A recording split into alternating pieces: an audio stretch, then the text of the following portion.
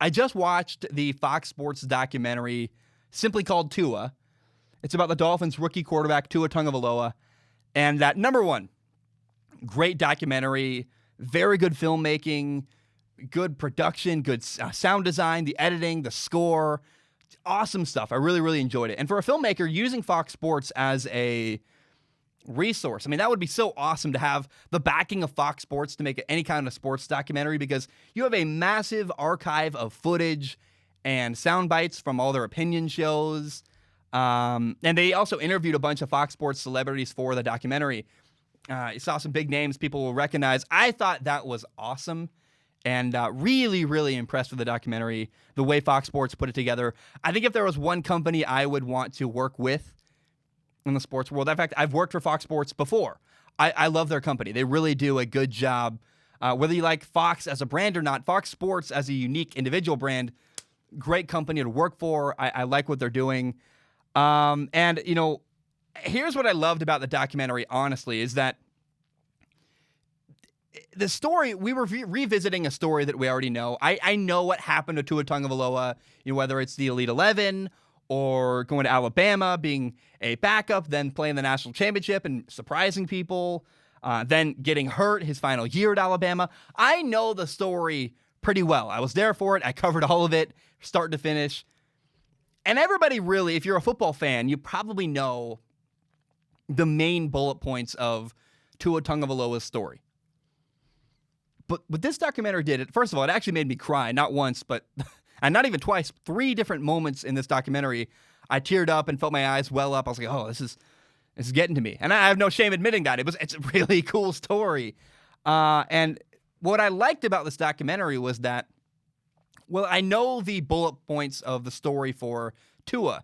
There are so many little things I didn't know. Like, I had no idea that leading up to the NFL draft, his car got destroyed in a tornado in Tennessee. I'm like, oh, I never would have ever known that at all. That's a crazy amount of adversity to deal with while you're trying to get your life together and go to, you know, show people you can still play and you're not injured and do your pro day.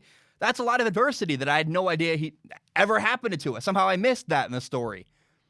Then the logistics of trying to put together. I think people don't understand how difficult it is to do what Tua did with his pro day, where he put together a pro day at a random facility. He got guys to be there. And then also, not only that, but figuring out how to use the space they had. Because Tua's pro day with Trent Dilfer didn't use the full field. There was limited space. So they had to get creative and, well, you're going to be at the far corner here. The receiver will be at the far corner there. That's how we'll show off a post. Like little things like that. But it worked. And I enjoyed watching the logistics of how it all got put together. Now, the 3 moments that made me cry, and shamelessly in this documentary. Number one, when Tua's grandpa died in high school, I've been through loss. I felt this overwhelming feeling of sadness that Tua's grandpa never got to see Tua make it. He never got to see him get drafted, never saw him win a national championship, never got to see Tua really dominate in the world of sports. And that's disappointing and sad. My brother died a couple years ago, and I wish my brother could see me today, right? Him and I always talked about podcasts. The reason I listen to any podcasts is because of my little brother. If he knew that my job was to make content and I was a podcast host for a living, I think my brother would be ecstatic, and it's really sad he died and never got to see that. So that, hearing about to his grandpa, gave me a similar feeling. I teared up. I was like, that's sad to me. Sad, but touching and sweet. Then number 2, there's this dramatic moment the night before the national championship against Georgia. Tua, the backup quarterback at the time, right? The guy that is not supposed to start the game, tells his family in their hotel room the night before the game, tomorrow our lives are going to change. You're like, that's crazy. You're a backup. But he had so much faith in him. Tua knew if he ever got his opportunity, he would be ready. And he moments throughout the year in garbage time, he scored a lot. So he was ready, obviously, and they won that national championship. His life did change forever after that game. That's a cool story. That made me tear up. I went, oh, that's so heartwarming and sweet. And then I loved on draft day, first of all, when he got drafted by the Miami Dolphins, their general manager, Chris Greer, got him on the phone and says, "We believe in you. I think we're more excited. Like, we're really excited."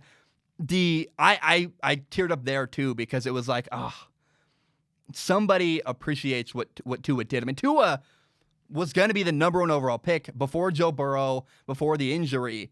And the fact that, and I think things worked out really well. Cincinnati got their local guy. Miami got a guy. I think Tua's a better fit in Miami than Cincinnati for sure. I mean, you grew up in Hawaii. Would you rather go to Cincinnati or Miami? I'd rather be in Miami personally. So I think everything worked out perfectly.